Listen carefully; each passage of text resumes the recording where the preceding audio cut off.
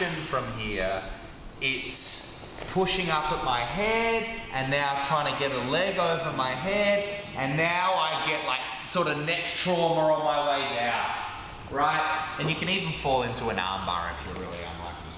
So, when we get this position, if someone dares to put their hands on your head, you have to treat it like they've got a knife to your throat, and you're going to push their elbow as hard as you can.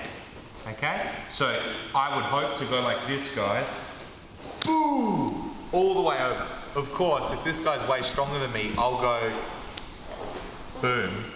And then I'll have to move with my head. So you see how I had to do the rest? It's okay. Muhammad, mountain, Muhammad. So I'm here and he's pushing me away. I brace his tricep, and now I get my ear to where my hand is. Okay? Now that I've got that and my head is right near his, we never lose this angle. This is the seal. If I open up this seal, he'll get his arm out, and now he will never, ever let me have it again. So once he pushes up at me, I'm going to push his tricep and replace it with my head, and I get head to head. I now grip my hands together, right hand palm down, left hand palm up. Okay? The reason that you must do it with that arm orientation is this arm is around his neck, so I want this shoulder to cut off this carotid artery, and on this side I want my bicep. But if you have your hand like this, you get like a short head of your bicep, like you're flexing it, right? So if you go like that, this choke will work great if that's where his carotid artery is, but probably not. Like, all guys are different, all people's arms are different shapes and sizes, whereas if I keep my hand pronated like this, see, it's more like a hedge bet. Right? So he could be here, here, here, here, here. He'll feel it tight. Whereas if I go this way, if he feels it here, he'll go, oh my God, such a tight choke. But if he feels here, he won't feel anything. So hedge your bets by having the right hand palm down. Okay? So once I've got to this position here, I now can never let his elbow slide underneath. So I must keep my head down. And now I'm going to get my butt off the mat, and I'm going to lift his head up like this. Okay? Now this is not a pleasant experience for this poor chap.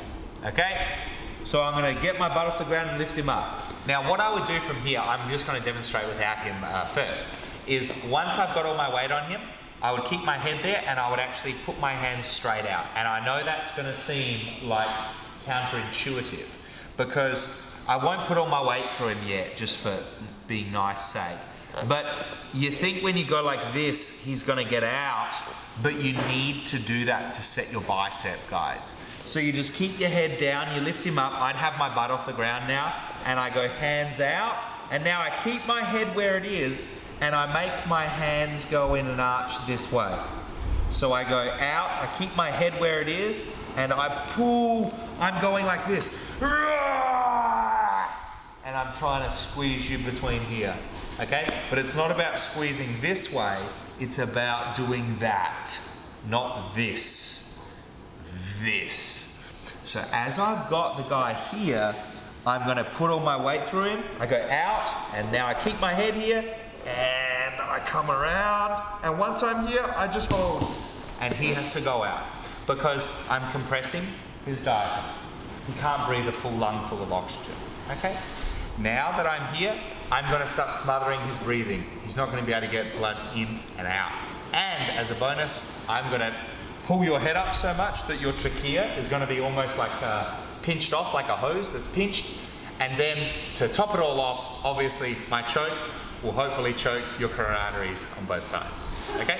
So, you tap for whatever reason you like, but if he pushes up at my head, I've got some neck trauma coming if I'm not careful. So what am I going to do? Return the favour.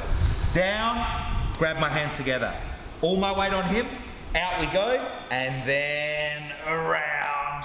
And once I'm here, I just hold. And they tap. The traditional way of finishing this choke looks like this. I'm here, go down, and I put my hand here, here, or here, and I squeeze. The problem with this is that when I've got him locked like this is the sharp part here. So he often will end up tapping because of the pain on the back of his neck and his vertebra here, because this is a sharp bone. I'm putting my radius and ulna flat here, so this is like a nice soft pillow. You've got two bones running and then you've got muscle in between, and it's like nice and soft here. So when he taps to a choke. He doesn't tap to just a sore neck. Because a sore neck, what is that going to do in an MMA fight or a street fight? Like nothing. Sometimes if you get a good squeeze, you don't have to wait for this. This guy can be like here. And we grab our hands together. You can resist a bit, just, you know. He doesn't have to push up. I don't have to get there. If I've got a squeeze, like Dean Lister, when he got submitted by Josh Barnett like this, it's because Josh Barnett knew how to put pressure on, right? So I grab my hands together, I lift him up, I go out and in, and I just hold here, and we wait. He has to tap. I cut off his supply lines, baby. I just wait for the tap, all right?